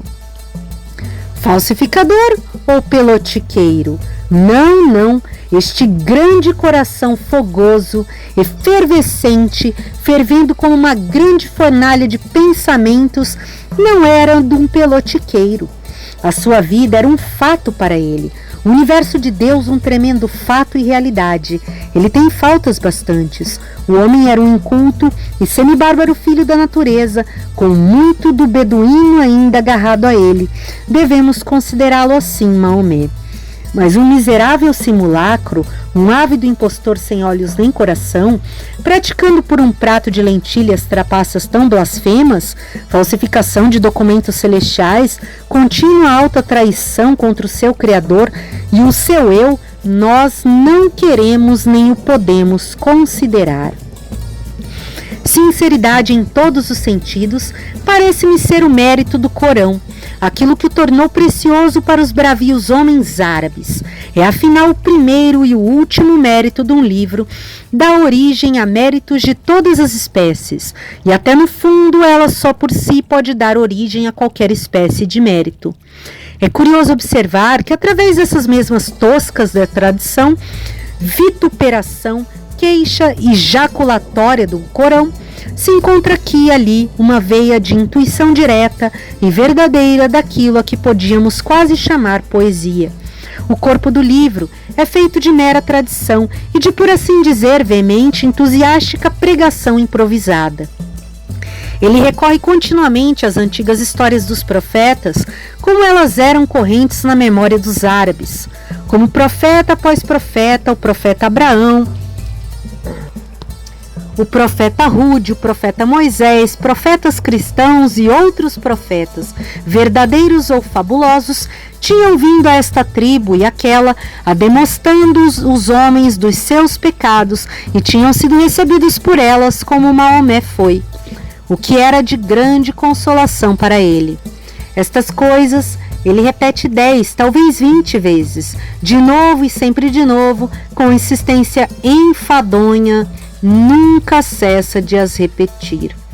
Um bravo Samuel Johnson, na sua desolada água furtada, talvez meditasse as biografias dos autores dessa maneira. Esta é a matéria-prima do Corão. Mas também é curioso ver, através de tudo, de vez em quando, alguns traços do verdadeiro pensador e vidente. Ele tinha realmente um olho para o mundo, este Maomé, com certa direitura e vigor rude. Ele ainda consegue levar ao nosso coração a coisa que se abriu o seu próprio coração. Pouco caso faço dos seus louvores a Alá, que muito louvam. Eles são tomados, como suponho, principalmente dos hebreus. Pelo menos são muito ultrapassados por estes. Mas o olho que cintilante penetra no coração das coisas e vê a verdade delas, isto sim, para mim, é objeto de sumo interesse. O dom privativo da grande natureza que ela concede a todos, mas que apenas 1 em 1000 não joga tristemente fora, é aquilo que eu chamo sinceridade de visão, a prova de um coração sincero.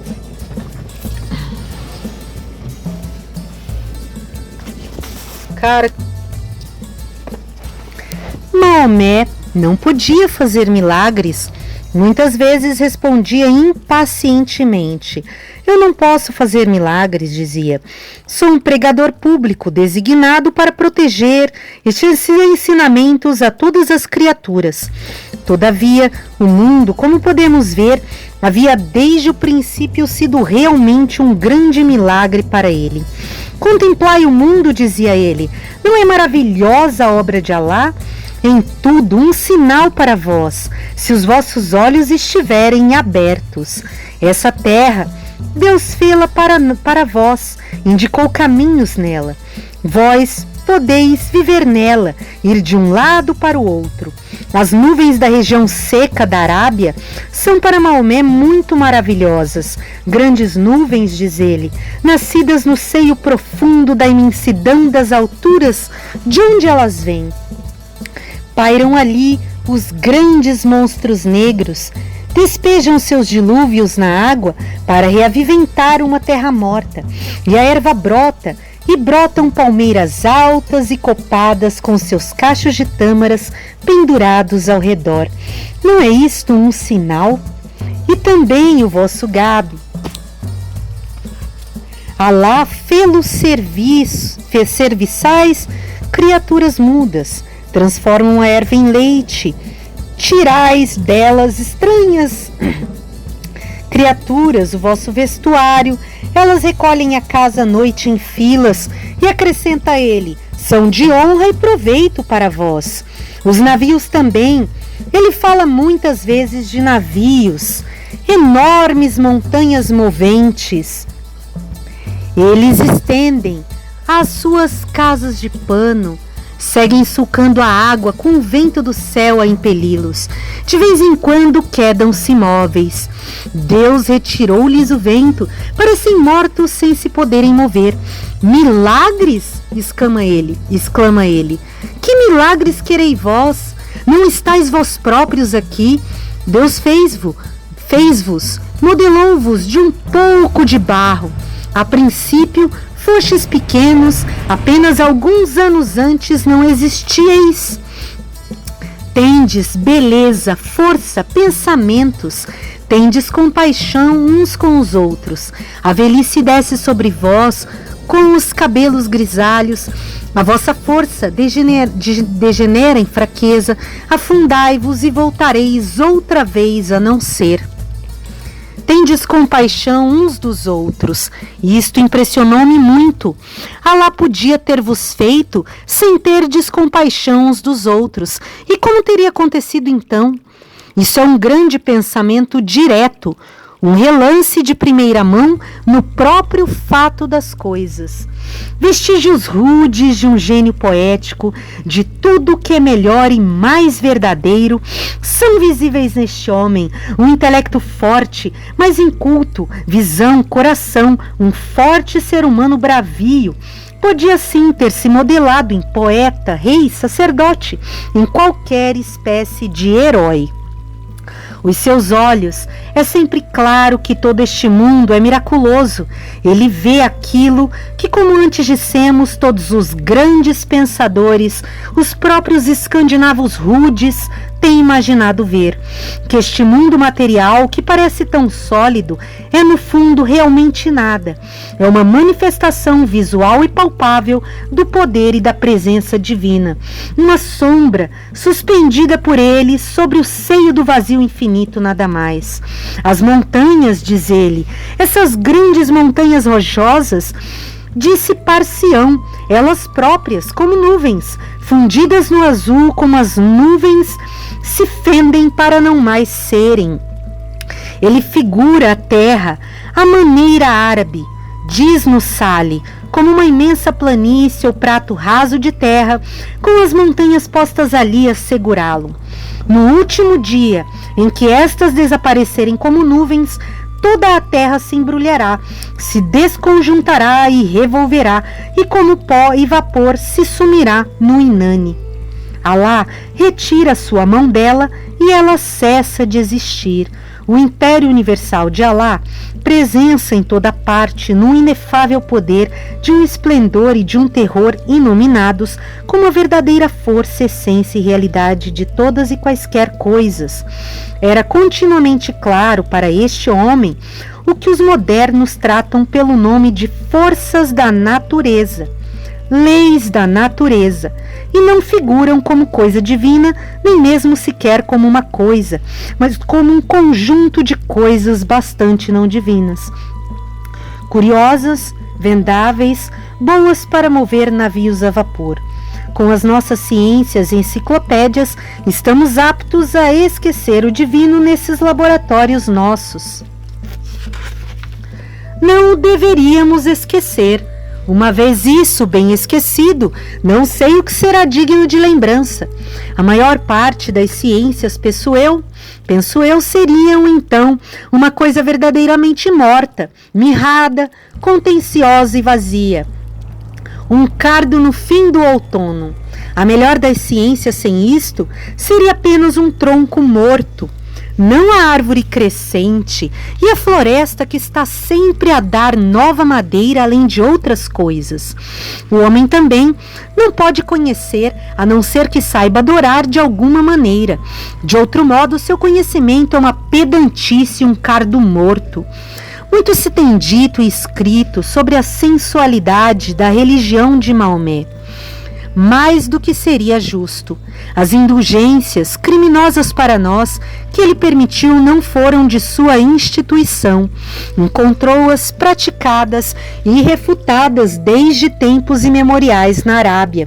O que ele fez foi restringi-las e encurtá-las, não sobre uma, mas sobre muitos pontos. A sua religião não é uma religião fácil.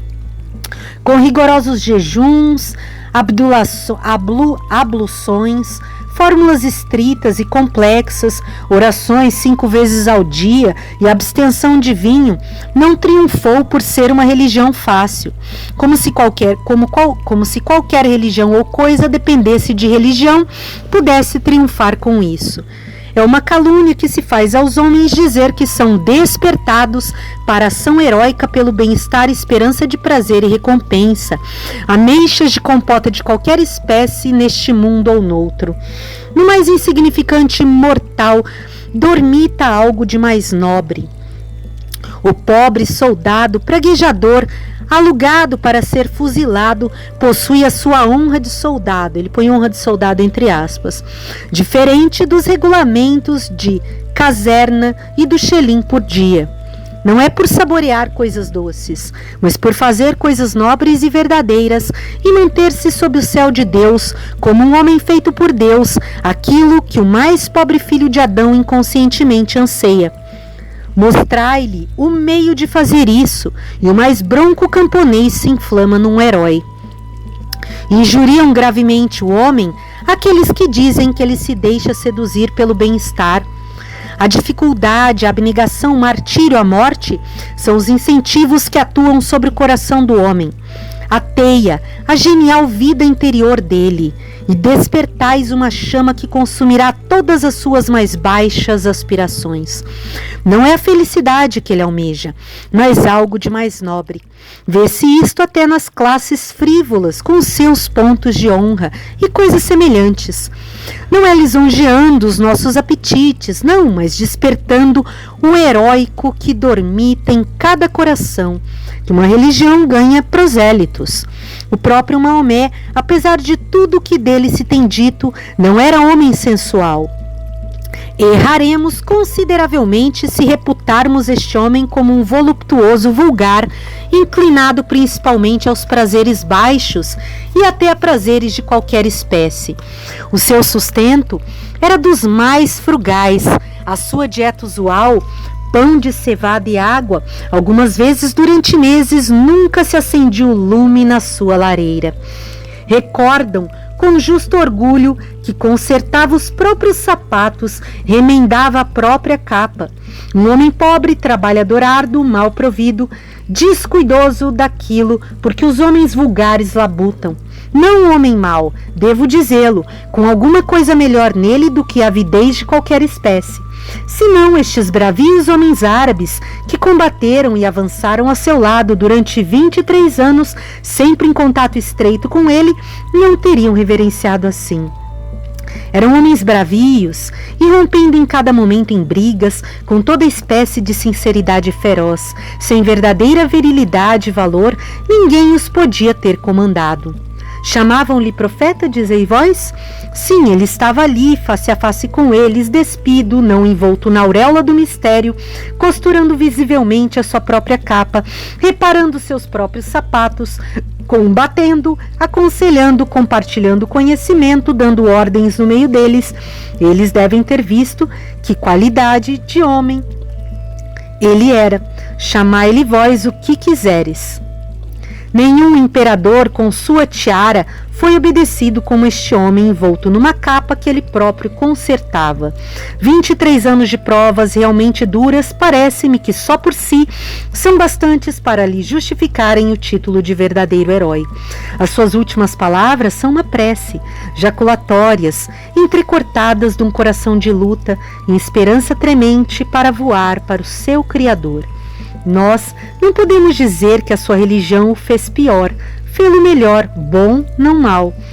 Recordam-se dele coisas generosas, quando perdeu um filho, o que ele respondeu no seu próprio dialeto, em tudo sincero e todavia equivalente a dos cristãos, foi: o Senhor me deu e o Senhor me ha levado. Bendito seja o nome do Senhor, que seja tudo abençoado. Respondeu de igual modo a respeito de Seide, o seu escravo emancipado e bem amado e segundo dos seus crentes. Seide havia caído na guerra de Tabuque, a primeira das batalhas de Maomé com os gregos. Maomé disse: está bem, Seide. Fez o trabalho do seu mestre. Seide foi agora para o seu mestre. Está tudo bem com Seide. Todavia, a filha de Seide encontrou-o a chorar sobre o cadáver, o velho, encarnecido, a consumir-se em pranto. Que vejo eu, disse ela. Vês um amigo a chorar sobre o seu amigo. Foi pela última vez à mesquita, 2 dias antes de sua morte, perguntou se tinha feito dano a algum homem. Que as suas próprias costas aguentem os açoites. Se devia a algum homem? Uma voz respondeu: sim, a mim, 3 dracmas, emprestadas em certa ocasião. Maomé mandou pegá-las. E melhor ficar coberto de vergonha agora, disse ele, do que no dia do juízo. Vós lembrai-vos de Khadija e do não por Alá. Traços dessa espécie mostram-nos o homem genuíno, o irmão de todos nós, tornando visível através dos 12 séculos, o filho verdadeiro de nossa mãe comum. Além disso, gosto de Maomé pela sua total ausência de hipocrisia. Ele é um agreste, esforçado filho do deserto, não pretende ser aquilo que não é. Não há orgulho ostentoso nele, mas também não se importa muito com a humildade.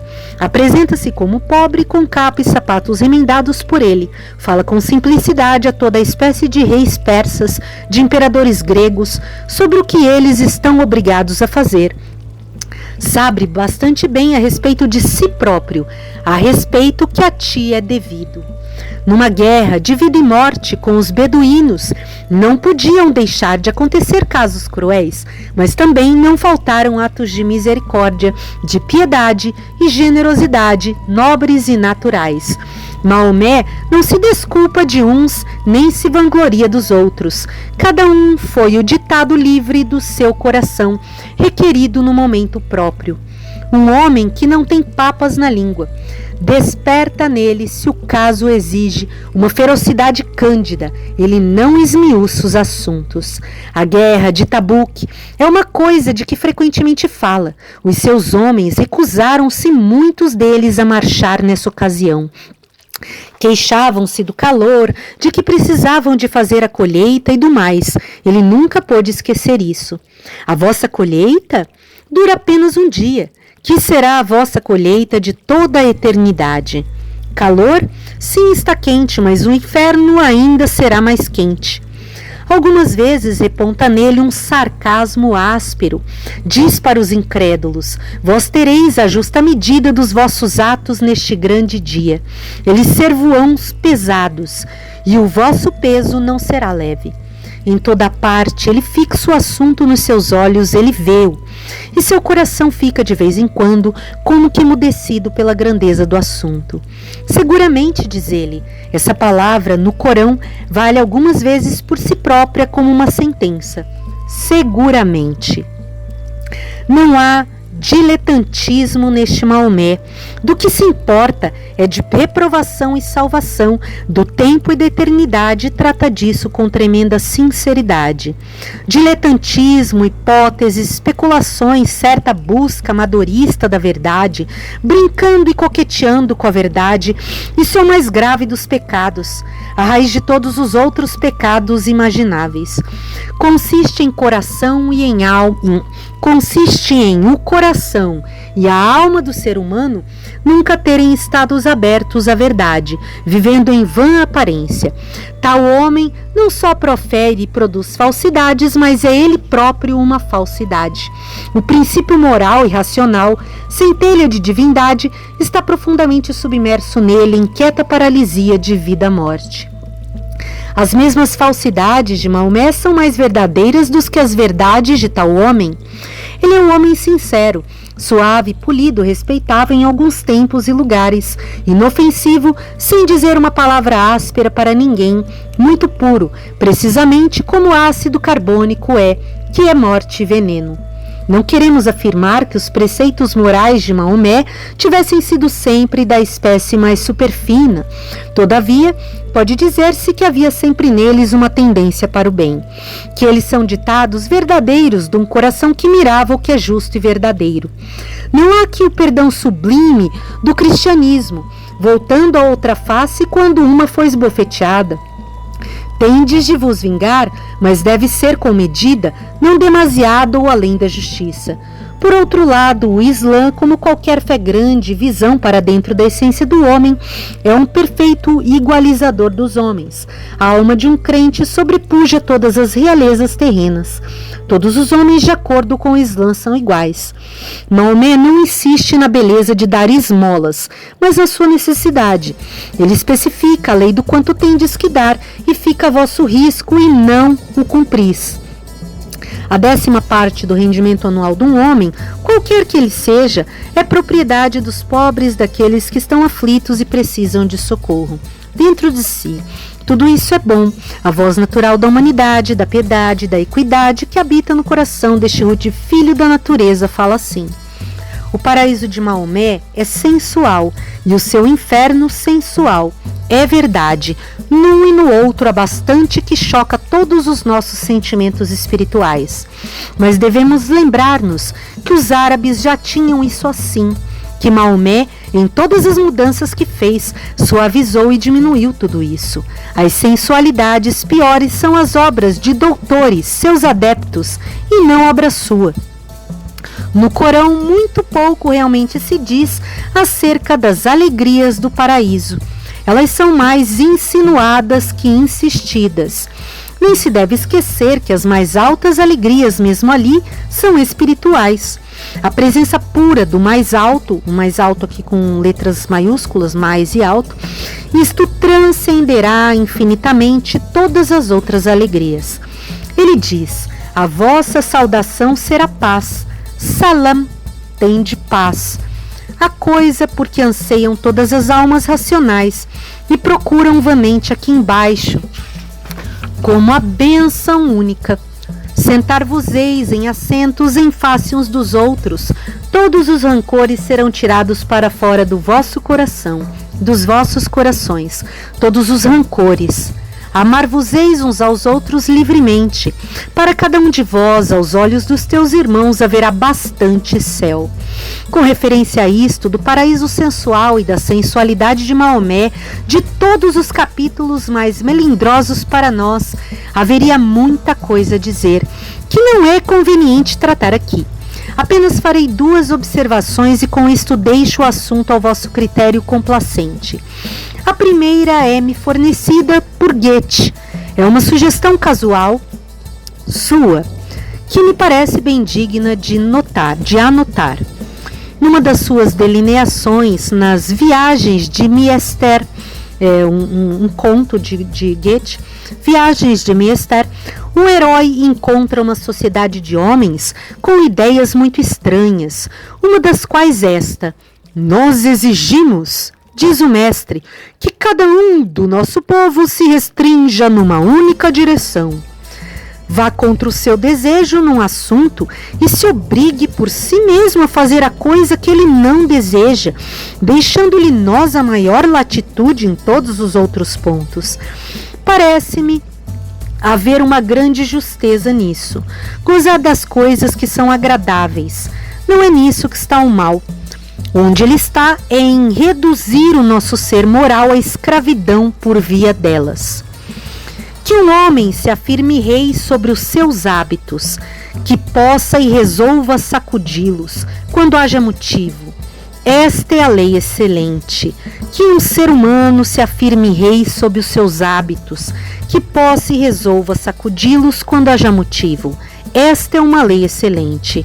O mês de Ramadã para o muçulmano, muito da religião de Maomé, muito da sua própria vida, leva a essa direção. Se não por previsão ou por propósito claro de melhoramento moral do seu ser, pelo menos por certo instinto viril de saúde, o que é igualmente bom. Mas resta dizer ainda outra coisa acerca do céu e do inferno maometanos. É que por mais grosseiros e materiais que eles sejam, são o emblema de uma verdade eterna, nem sempre tão bem lembrada em outras partes. Esse seu grosseiro paraíso sensual, esse horrível e flamejante inferno, o grande e enorme dia do juízo sobre o qual ele perpetuamente insiste, que é tudo isto, senão uma sombra rude, na rude imaginação beduína desse grande fato espiritual e começo das coisas, que é também mal para todos nós, se o não conhecermos e sentirmos a infinita natureza do dever, que as ações do homem aqui são de infinito valor para ele, e nunca morrem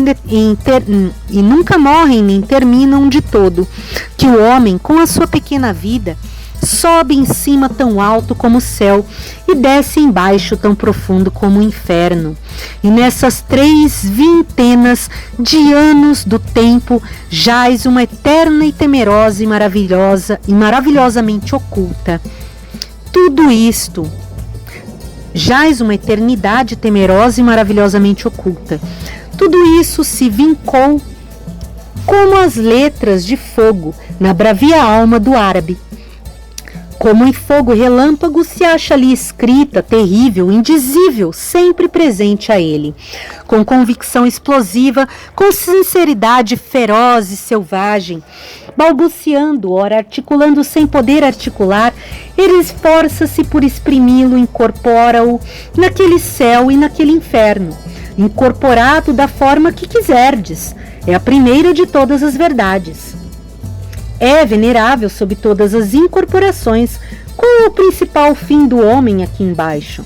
Maomé respondeu a esta pergunta, de um modo que podia envergonhar alguns de nós. Ele não pega no bem e no mal como um bentan, um palei, que se põe a calcular o lucro e a perda, o prazer fundamental de um ou do outro, e que, chegando por adição e subtração a um resultado líquido, vos perguntam se o conjunto do bem não preponderá consideravelmente? Não é melhor fazer um do que o outro. Um está para o outro como a vida para a morte, como o céu para o inferno. Um não deve de modo algum ser feito, o outro de modo algum ser deixado por fazer. Não se devem medir, são incomensuráveis. Um é morte eterna para o homem, o outro é vida eterna para o homem. A utilidade betamiana, a virtude por lucros e perdas, reduzindo este mundo de Deus a uma bruta e morta máquina a vapor, a infinita e celestial alma do homem a uma espécie de balança para pesar feno e cardos, prazeres e dores. Se me perguntardes quem é que dá, Maomé ou eles, uma visão mais falsa e mais pobre do homem e dos destinos deste universo, eu responderei: não é Maomé. Em suma, repetiremos que esta religião de Maomé é uma espécie de cristianismo, que há um elemento genuíno daquilo que é espiritualmente mais alto dentro dela, que nem todas as suas imperfeições podem ocultar. O deus escandinavo Desejo, o deus de todos os homens rudes, isto foi ampliado até um céu por Maomé, mas um céu simbólico do dever sagrado, e para ser ganho pela fé e pelo bem-fazer, por ações valorosas e por uma paciência divina que é ainda mais valorosa. É o paganismo escandinavo com um elemento verdadeiramente celestial superacrescentado a ele. Não lhe chameis falsa, não olheis para a falsidade dela, olhai para a sua verdade. Durante estes 12 séculos, tem sido a religião e o guia de vida da quinta parte de todo o gênero humano. Acima de tudo, tem sido uma religião calorosamente acreditada. Estes árabes creem na sua religião e esforçam-se por viver de acordo com ela. Nenhum cristão, a não ser os das épocas primeiras, ou talvez os puritanos ingleses nos tempos modernos, se mostraram tão firmes na sua fé como os muçulmanos se mostram na sua, acreditando nela totalmente, enfrentando com ela o tempo e a eternidade. Esta noite, o vigia das ruas do Cairo, quando grita: "Quem vem lá?", ouve do transeunte, juntamente com a sua resposta: "Não há nenhum Deus senão Deus. Alá Akbar, Islã, soa através das almas e de toda a existência diária destes milhões de homens trigueiros. Zelosos missionários pregaram-no ao longe entre os malaios, papuas, negros, idólatras brutais, desalojando o que é pior, nada do que é melhor ou bom. Para a nação árabe, foi como que um nascimento da escuridão para a luz. A Arábia despertou pela primeira vez por meio dela, um pobre povo de pastores vagueando, inobservado, nos seus desertos desde a criação do mundo. Um herói profeta foi-lhes enviado com uma palavra que eles podiam acreditar. O vede, o inobservado torna-se observado pelo mundo. O pequeno torna-se mundialmente grande aqui. Daí, há um século a Arábia tem granada nesta mão e Delhi na outra, resplandecendo de valor e esplendor e da luz do gênio. A Arábia brilha, através de longas idades, sobre uma grande seção do mundo. A crença é grande, logo que ela crê. Estes árabes, o homem Maomé, Aquele século não é como se fosse uma faísca tivesse caído, uma só faísca sobre o mundo daquilo que parecia negra areia, inobservável, e que havendo areia, provado ser pólvora explosiva, lança chamas até o céu, de Delhi a Granada? Eu já disse que o grande homem era sempre como que um relâmpago vindo do céu. Os outros homens esperam no combustível e depois também se inflamam. Próximo, o herói como poeta, Dante e Shakespeare.